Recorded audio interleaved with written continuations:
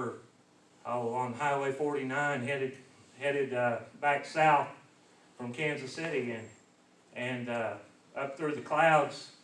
It was fairly cloudy, but the sun was popping through. It just looked like the hands of God was coming down, and had to wake her up and show her. And it's one of them deals. I had didn't get to come to church this morning, but we had the Christian music playing, and we had church on the way back. It was that's what I told her. I said, God or Jesus, go ahead and split that sky. We'll go ahead and go now. So it's funny that you should say that, because I felt the same way this morning. But yeah, I don't like missing church. Since I've been saved, which coming up this month will be 2 years, February the 17th, and throughout these 2 years, I've tried my best to be at church every chance I get, and because of the support and the family that I have here, it makes life easier. Life's never easy. We deal with storms in life, and that's what my title is tonight: the storms of life. And this last month has been pretty rough on me and Tommy. We had our adoption fell through, and I've struggled with that a lot this last month. Some of the things, some of the regrets, some of the a little bit of guilt. What could we have done differently? And I know you guys prayed for us about that, and that really did help. But it still kind of weighs heavy on me. It's one of those storms that throughout this last 2 years, life's went pretty well, pretty easily. We've had a few little setbacks from here and there, but that one hit me, and it got me to thinking. And the last time I was up here last month praying, I was praying about hope, okay, or I was preaching about hope, and my hope got damaged a little bit, but that's okay, because I know that God's with me, and I know that God has a different plan. That's one of the things that I've really learned throughout this 2-year process so far, is Jeremy's plan isn't always what's the best plan. You've got to roll with it. You just got to see, when things don't go your way, or the way you think they're supposed to go, just start thinking about the fact that, well, maybe it wasn't God's plan after all. Amen. You can get wrapped up in trying to make your plan God's plan, or make yourself feel like it's God's plan. And so you got to be careful about that. But again, it's one of those storms in life that they're not easy to get through, but we do have a guide. We've got the Bible that is just packed with story after story of ways to get through these storms. And I think I said this the last time I was up here, talking about Paul. Paul is one of my favorite people in the Bible. And this last 2 or 3 weeks now, the Lord has really laid something upon my heart, and it's the book of Acts. I know Luke wrote Acts, but most of it is about Paul and his conversion, or his, everything from, you go to the 26th chapter starts talking about, Damascus, the road to Damascus, when he changed his ways, when he saw the light of God. And that's another one of those things that puts hope in my heart, because here we had Saul, who was a pretty bad guy. He was involved in putting a lot of Christians to death. He was there. He persecuted a lot of the Jews. I say Christians; they were Jews at that time mostly, but some Christians too. But he persecuted them pretty heavy. until he saw the light. And I understand, I haven't seen the glorious light of God, obviously, but I've seen what God can do in a life. But throughout that, to kind of cut my story short here a little bit, but I could go on and on, because I don't know why, but every time I pick the Bible up or read it on my phone or whatever, this last month has been in Acts. So that's what I'm going to preach from tonight. I'm actually going to start in the 27th chapter tonight. This was kind of set the stage. You know, for 2 years Paul was in prison, and having been charged by the Jewish Sanhedrin of being a troublemaker and defiling the temple. He was teaching against the laws of Moses, is what they were accusing. And also that he was teaching against Caesar. And even though he was innocent of these charges, Paul failed to receive justice from the Roman governors, Felix and Festus. So he appealed to Caesar, and which meant he had to go to Rome to stand before Caesar. And so we'll start in Acts 27:1, and it says, "And when it was determined that we should sail into Italy, they delivered Paul and certain other prisoners unto one named Julius, a centurion of the Augustus band." Now, in order to tell this whole story, it's really hard to not just read the whole chapter. And tonight I'm not going to sit here and read the whole chapter. I hope most of you know the story of it. I am going to skip through it a little bit, not because I'm wanting to leave things out, just because I don't like to read that much in front of everybody. So tonight I'm going to skip around a little, or I'm not going to skip around. I'm just going to skip a few verses. Tonight I'm going to skip over to 27:6. And it says, "And there the centurion found a ship of Alexandria sailing into Italy, and he put us therein."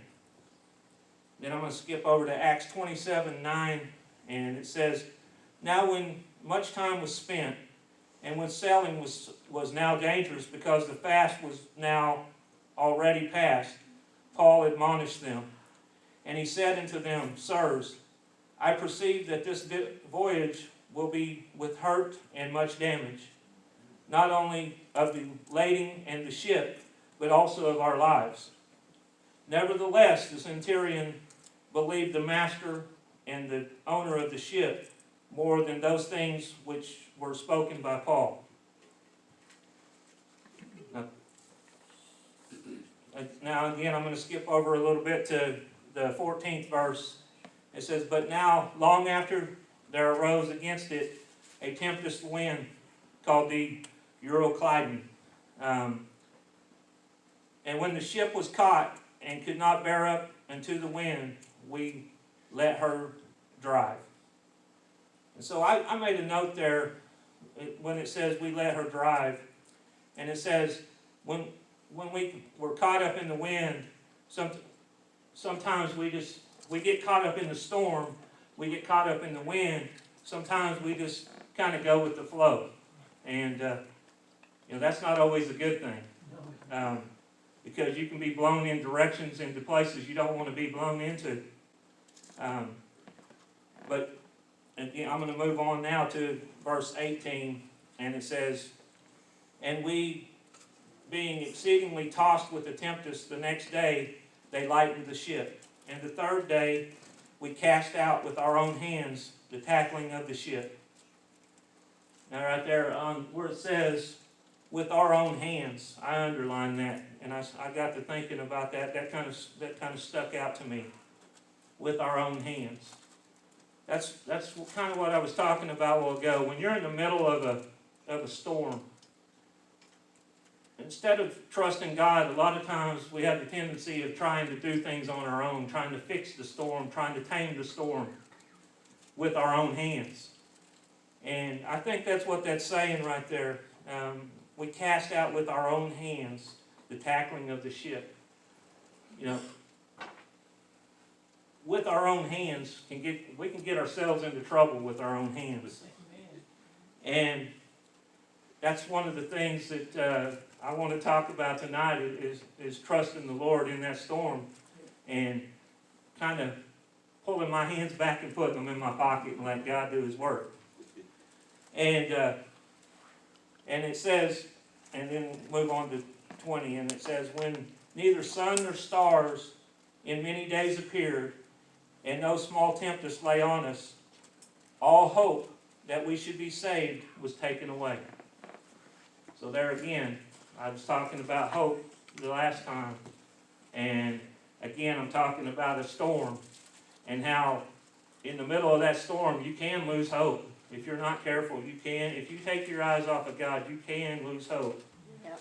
And that's something I want to caution you to be careful of that, because you don't want to lose hope, because there's always a God doesn't change. No. Our feelings change, not God. God's always the same. Anyway, moving on to the next one, and I skipped over to Acts 27, verse 21. But after a long abstinence, Paul stood forth in the midst of them and said, Sirs, you should have hearkened unto me, and not have loosed from Crete, and to have gained this harm and loss. And now I exhort to you to be of good cheer, for there shall be no loss of any man's life among us, but of the ship. I'm going to stop right there for a second. Could you go back to verse 10 again? 27:10.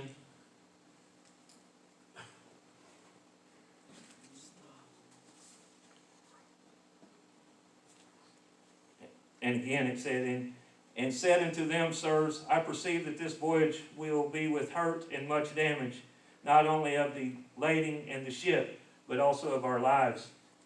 And then here again, back to 21. But after the long abstinence, Paul stood forth in the midst of them and said, Sirs, you should have hearkened unto me. That's Paul saying, I told you so. I like to, I'm not comparing myself to Paul by any stretch of the imagination, but that kind of stuck out to me too, because I know I'm bad about saying I told you so. When I tell somebody something, look at Tommy's face, if you could see her, she knows I'm bad about saying I told you so. Well, it makes me feel better when somebody in the Bible does the same thing that I do. So. Wow. Now, I know that's not the right thing to say while I'm up here, but because there's a lot of things in the Bible I don't want to do. A lot of things that these people did that I don't want to do. But yeah, I just had to gouge at Tommy a little bit on that one. But anyway. So now verse 22. I better move on before I get in more trouble. Yeah, you took your hands out of your pocket. Yeah, I should have kept them in my pocket. You're right. And now I exhort to you to be of good cheer, for there shall be no loss of man's life among us, but the ship. And there stood by me this night the angel of God, whose I am and whose I serve, saying, Fear not, Paul. Thou must be brought before Caesar and to God. And lo, God hath given thee all that sail with me. In other words, I'm kind of stuttering there, but in other words, he got a promise from the angel of God saying that you are going to stand before Caesar. And there was also a promise in that everyone on that ship was going to make it too. None of them were going to perish. Now we've got promises. Now I wish I haven't ever seen an angel stand before me and give me a promise, but what I do is I have a Bible that gives me a whole bunch of promises. Oh yes, amen. And I have not seen one yet that I don't believe, because I believe everything that Bible says, and it's just packed full of promises. And that's the way we need to live our life. Yes. Just because we don't see an angel standing before us, a lot of that work's already done. It's done in the Bible. We've already been promised. All you have to do is read it and understand it. Yes. And believe in it. Amen. Because it is, again, it's chock full of promises.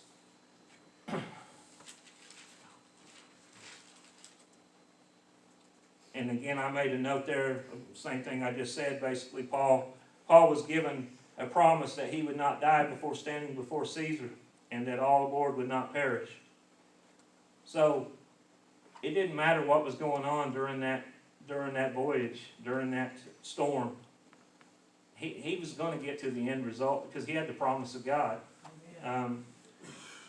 And so it says, "Wherefore, sirs, be of good cheer, for I believe God, that it shall be even as it was told to me." So in other words, I believe it. My God told me and I believe it. Well, my God told me in that Bible and I believe it. So that's the kind of the point that I wanted to make there. And so now moving over to verse 37. And we were in all in the ship 216 souls. That's 276 souls. And when they had eaten enough, they had lightened the ship and cast the wheat into the sea. And when it was day, they knew not the land, but they discovered a certain creek with a shore, into which they were minded. And if it were possible to thrust in the ship. So in other words, they planned to run the ship ashore. That right there is basically, to me, sometimes I stumble across these words, and that's why I've made myself a few notes here, because it's sometimes, and I know most of you grew up on the King James. I'm still trying to figure out this English sometimes. I'm trying to figure out regular English sometimes, but the King James sometimes is a little confusing. So I use it, and I use some other stuff just to I usually read a couple of different versions just so I can see what it's to help me understand what it's saying. And again, they planned on running the ship ashore. And when they had taken up the anchors, they committed themselves into the sea, and loosed the rubber bands, and hoisted up the mainsail to the wind, and made toward shore. And falling into a place where two seas met, they ran the ship aground. And the fore part struck fast, and remained unmovable, but the hinder part was broken with the violence of the waves. So in other words, they ran the ship they grounded it. Basically, the waves and stuff broke it apart. And again, that right there, that's got to be a scary. I can't even imagine being in that situation. And but Paul had this promise that none of them were going to perish. And then even after that, in Acts 42, it said the soldiers' counsel was to kill the prisoners, lest any of them should swim out and escape. But the centurion, willing to save Paul, kept them from their purpose, and commanded that they could swim, that those that could swim should cast themselves first into the sea and get to land. And again, God put that centurion in there to make sure that his promise was fulfilled. The other soldiers would have killed them, all the prisoners, if it hadn't have been for this centurion. And it says, and the rest, some on boards and some on broken pieces of the ship. And so it came to pass that they all escaped safe to the land. And it says all. I underlined all. All 276, as promised by God. So again, when God promises something, He delivers. And so here we have a situation where you have 276 prisoners plus whatever guards or the centurion and all the guards, and I guess that was all together 276. But anyway, God made a promise to one man that He would save all of them, and He fulfilled it. And I couldn't even imagine what kind of, they went through this. This was multiple days. They were on this ship for a long time. They hadn't eaten much. There's some other verses that I left out where it talked about that Paul told them that they needed to eat because they were going to, basically, he was preparing them because he knew they was going to need their strength. But they ended up, and we'll move on into 28, verse 1. And it says, when they escaped, then they knew that the island was called Melita. Now it's called Malta. Most everybody knows it as Malta. And it's in the second verse says, and the barbarous people showed us no little kindness. In other words, they were kind to them. For they kindled a fire and received us every one because of the present rain and because of the cold. So it kind of stood out to me there. It said the barbarous people. So that means they weren't Christians, they weren't Jews, they were, I don't know what religion they were or whatever, but they took in these shipwreck survivors and they showed them kindness. You know, sometimes when you go through a storm, and if you don't stay on track, and you know, whether you're a Christian or not, you're going to go through storms. You go through storms, and sometimes when you go through a storm and you're not saved, you turn to other things. And sometimes you might turn to people, to me, that says barbarous people. So sometimes you may turn to people that aren't Christians. I was lucky. When I came here, I had a family that just embraced me as soon as I got here. But, you know, because I was down at the lowest point in my life, and before I got saved, and you know, I very well could have turned a complete different direction. And you know what? There's people out there that would have welcomed me in, not like this, but they wouldn't have been the type of people that I needed at that point in time. And here, it's funny that they took them in.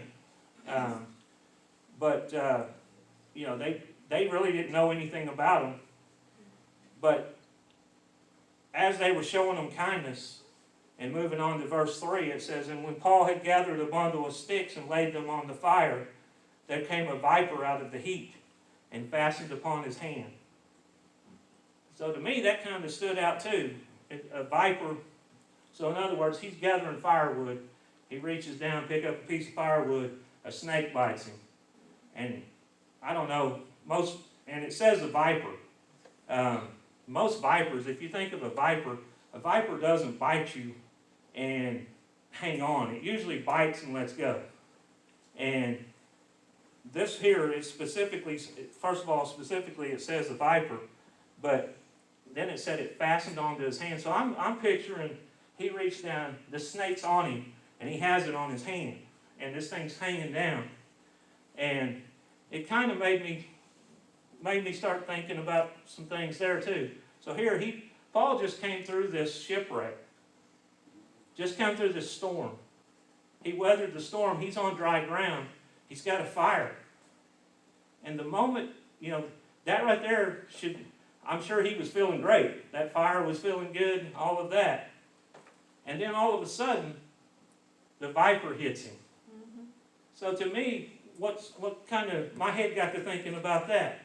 You go through a storm, and you think everything's good. All of a sudden, you're on dry ground, you're warm, you're good, everything's going good.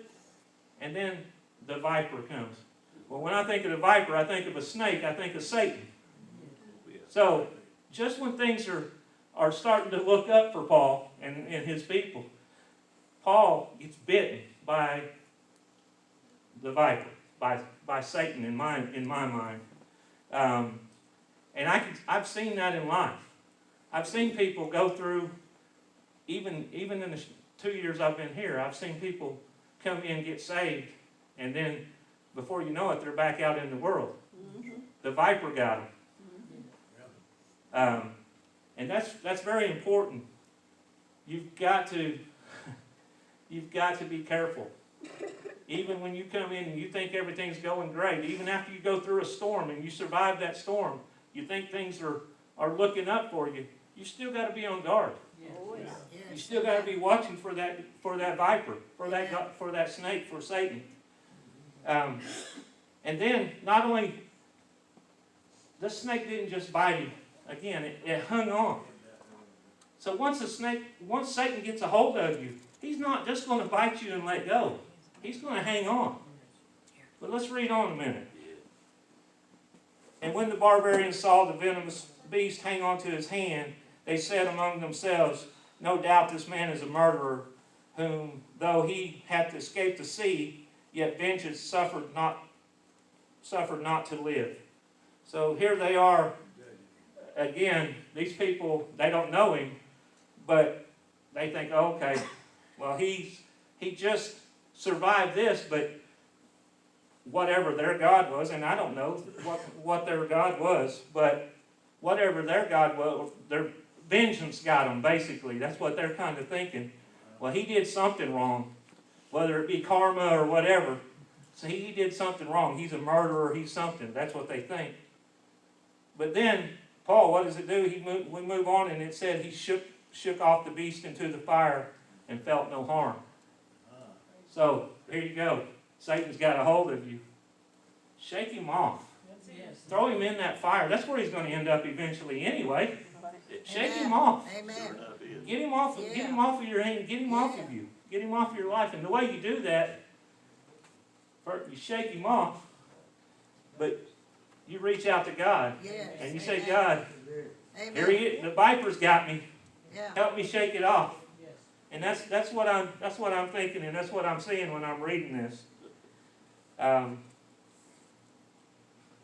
There's been some times in this last 2 years that I've had that snake bite that come back, and they've tried to bite me and hang on.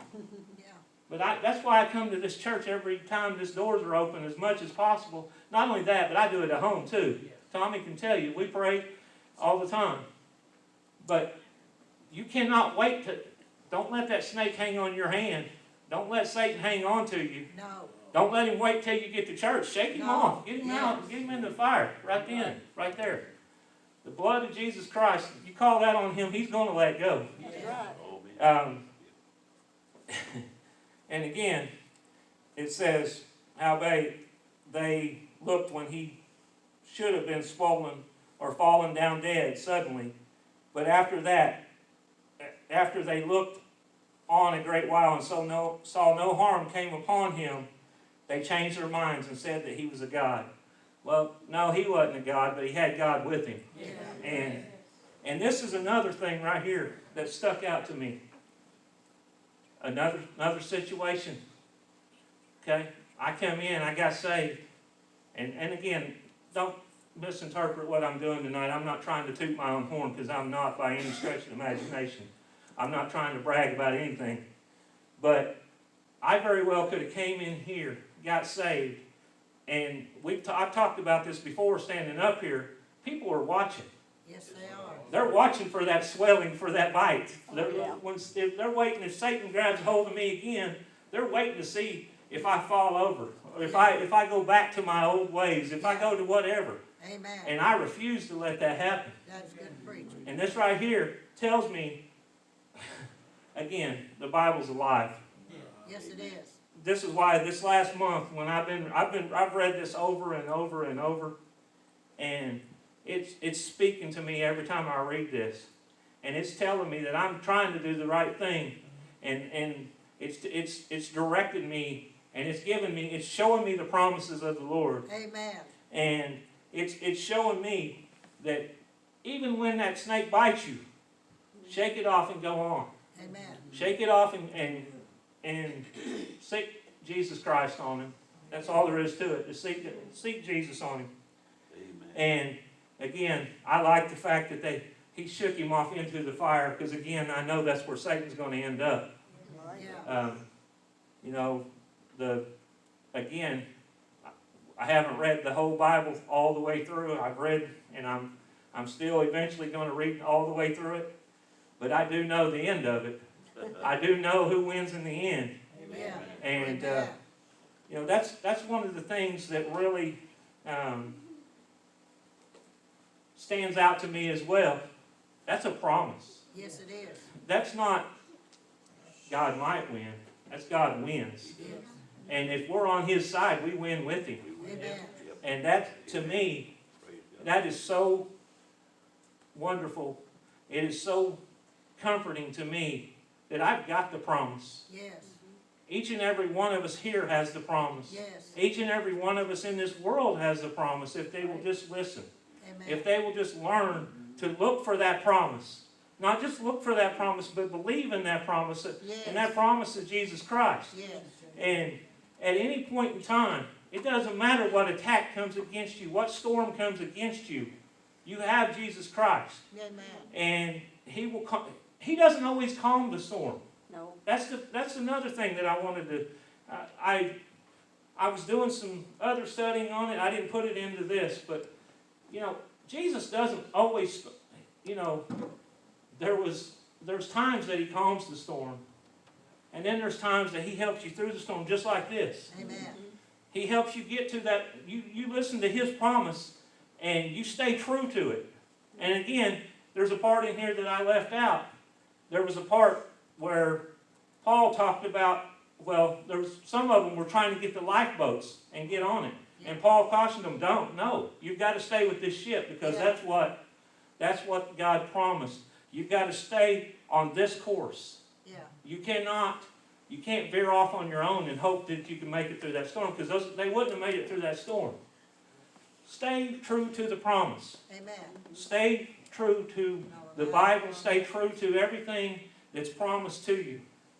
And again, I thank God each and every day for having a path that He's laid out for me that I don't have to worry about what's going to happen. It doesn't matter what storm I go through, No.